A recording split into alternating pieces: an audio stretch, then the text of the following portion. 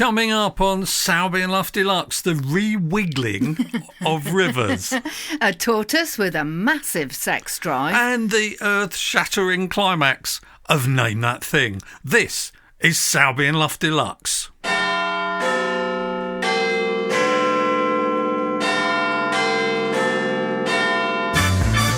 Live on tape from Studio Senseless in leafy London town. It's Sowerby and Luff Deluxe.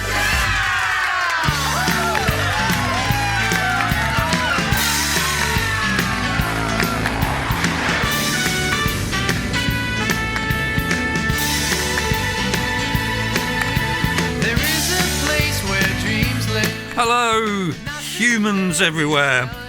Yes, if you are indeed a human being, you will know exactly how many bicycles there are in this picture I'm holding up. And you are very welcome to this week's edition of Sowerby and Luff Deluxe. I'm Brian Luff. And I'm Georgina Sowerby. Kicking off with a brand new member of the team. It's Factoid Android. Hello, Brian and Georgina. Factoid Android has been contracted at great expense to inject some additional quality content into this podcast. What have you got for us this week, Factoid Android? Would you like to hear my first factoid?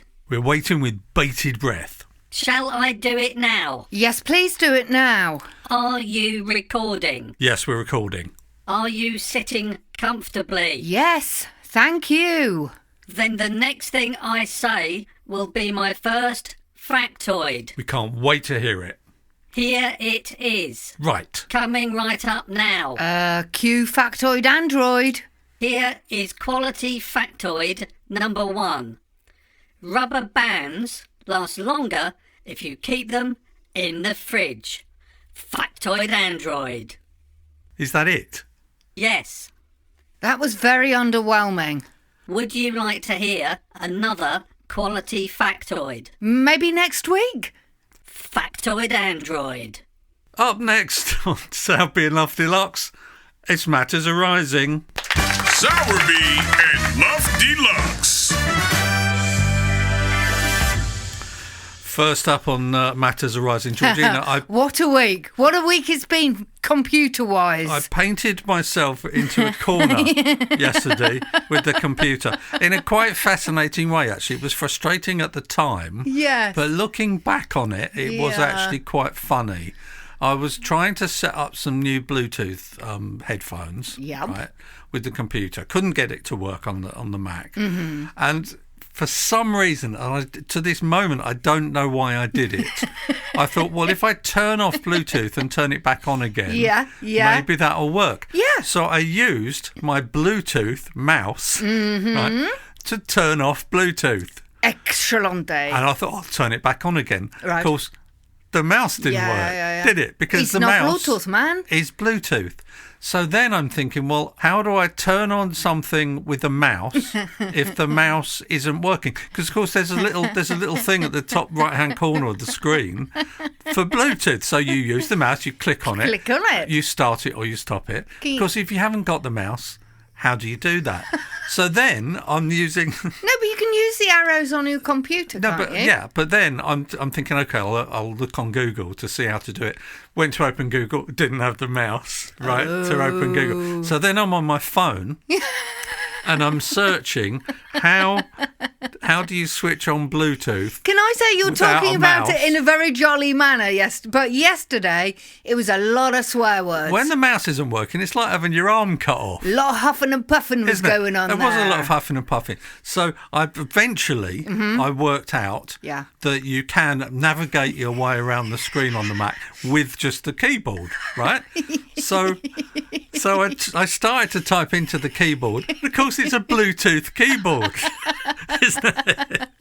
So the keyboard's not working either. I'm laughing, but inside I'm crying. So then I'm thinking, well, we haven't got a mouse anymore that plugs in with a wire.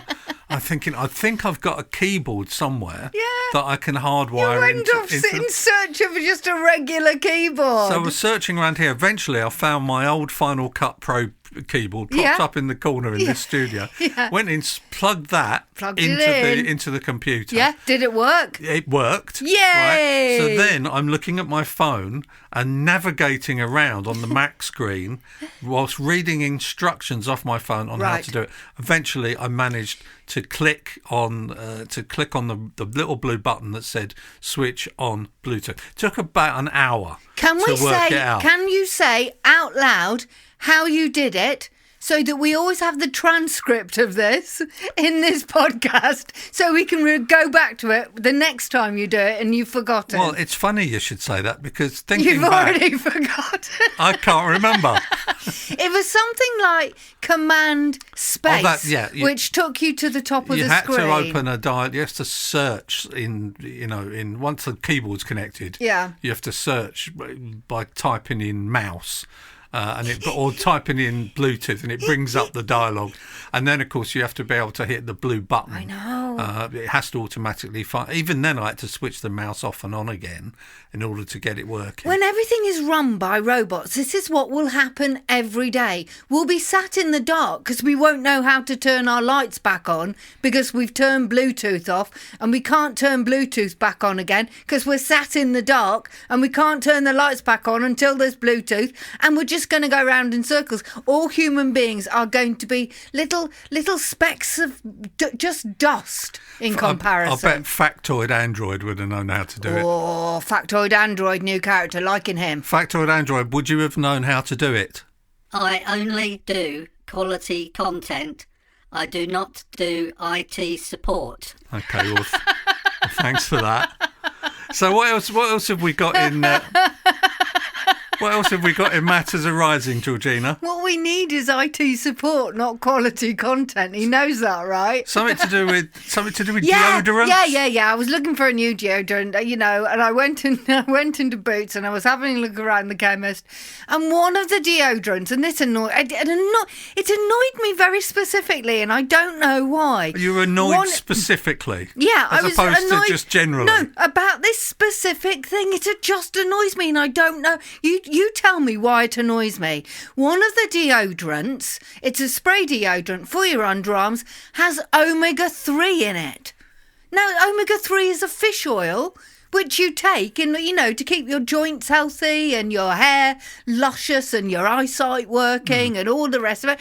Why does a deodorant that you spray under your arms have omega-3? Well, it's taking it, like, people look around and go, oh, I might as well have one with a fish oil in it. Yeah, I want fishy underarms. Maybe it stops your armpit smelling whilst at the same time making it look luscious and smooth. The hairs under your arm grow back all beautiful. Can't it do both things at the same time? Yeah, but why do you need to spray fish oil in your armpits? Is fish oil sustainable? Is that a good thing to use anyway? Are there enough fish to supply us with omega-3? No, probably not. No, and I don't think we should be adding it to things like deodorant. I don't know why it specifically annoyed me. Do you know, I always used to like it when people said specifically. Rather than Pacifically. That's very Pacific of you. While I think of it, another matter arising, of course, is that we went to the cinema this week and saw Georgina on the big screen. We did. Didn't we? Yeah. We went to the Art House Cinema in Leafy Crouch End. And not only did we have to sit and watch the Georgina on the big screen in this film called The Oldest Comedy Club in Britain, but then Georgina was actually on the panel afterwards. She was on the stage sitting next to... You're going to have to get used to the fact I'm a very important person now. She was sitting next to Phil Nicol, who won the Perrier Award. So, you're right. I'm going to have to just learn to be second fiddle now. I'm afraid you are. I'm afraid you are. My firmament... No, what do you call it? I'm ascending. I'm ascending into the firmament at the moment. I'm going to come crashing back down. Bit like a rocket that costs 13 billion. I'm going to come crashing back down very quickly. People like Rasheen Connerty come up to Georgina now and say, I thought you were very good in the film. Can I buy you a drink? I'm being bought lots of drinks, which is lovely. Look out for it anyway. The Oldest Comedy Club in Britain, it's called. It will be coming to a platform or a cinema near you. Yes, it will. At some point, especially if you go to comedy festivals. Yeah, and it turns out I'm very knowledgeable and lovely at the same time. I have to say, I have to be honest, you were very good on the panel. Thank you. You did actually get some laughs. I think you got more laughs than the comedians. That were. That's a funny thing, though. Someone said to me the other day, they sent me something to read, and they said, I'd be interested to get your feedback as a non-comedian. I won't mention names, but it's actually quite funny. You just go, no, I've never done comedy before. That's the great thing, you see. If you're not a comedian, when you sit on a panel with other comedians, there's no pressure. No. So there's no pressure to be funny. I can be funny and everyone giggles and like the comedians go, oh my Lord, I've got to beat that now. In fact, to be honest, the two people that run that club, you and Peter, that's true. Both of you were funnier than the comedians. That were there. Allegedly. So there's one last matter arising. Something to do with the battery, Georgina? Yeah. There's scienticians, and they should stop doing things like this, scienticians. Scienticians have invented a battery you can eat.